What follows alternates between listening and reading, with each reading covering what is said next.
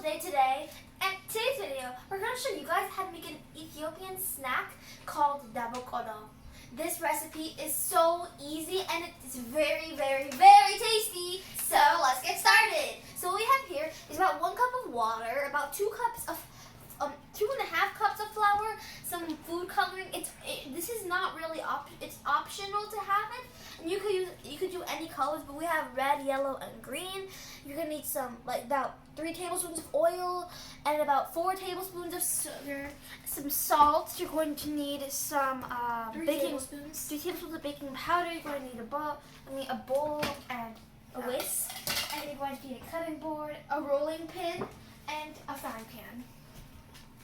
The first thing we do is we put our water, all of it, and then we're going to put our sugar and our salt. And then we're just going to mix together until everything dissolves. And now we're going to put our oil, and then we're just going to put about 2 tablespoons of baking powder. 1 and 2. And now we're going to mix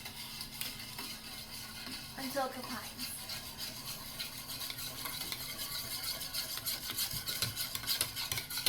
And then we're going to put our flour gradually. Oh my, this makes sense.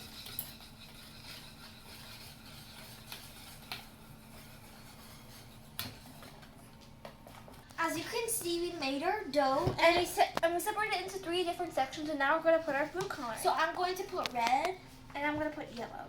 You guys could do any color you desire, or you can just leave the color alone. It's because the colors are optional.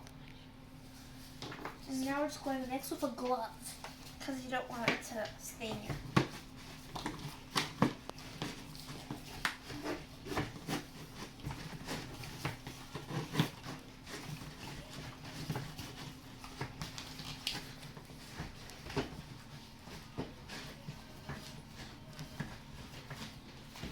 So now we finished putting food coloring and it looks like this.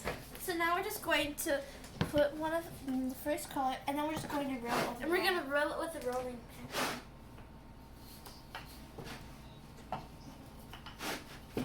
I'm going to bake.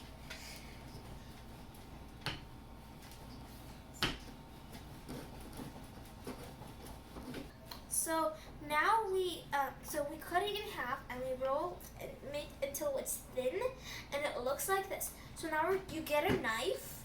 And then, so you can flatten them with a rolling pin and cut them with a knife, or you can just take it out and then put it in the right size and roll it and then just put it down.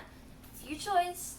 You can make it big or small. It's your choice. Your size, your food. We're just here to show you the technique and the ingredients of the Dabo Kolo.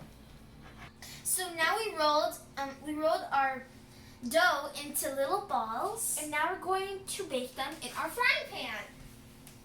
So we're spreading them out in our frying pan, and you're supposed to spread them out. Don't put them on top of each other because they won't cook properly when you do that.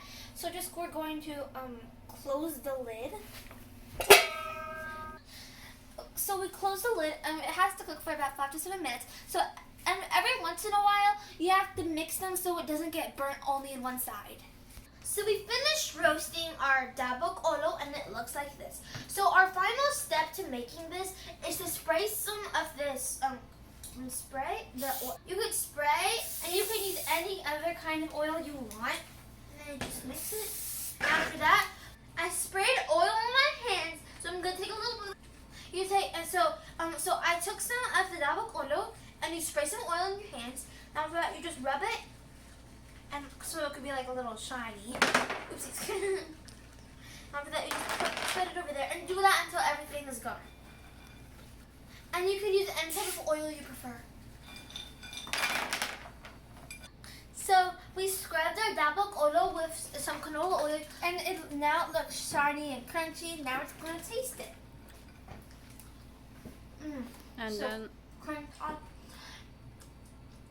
it's so crunchy and so tasty and tastes so good. And also, you guys can cut it any size you want. We cut it just like our kind of size. So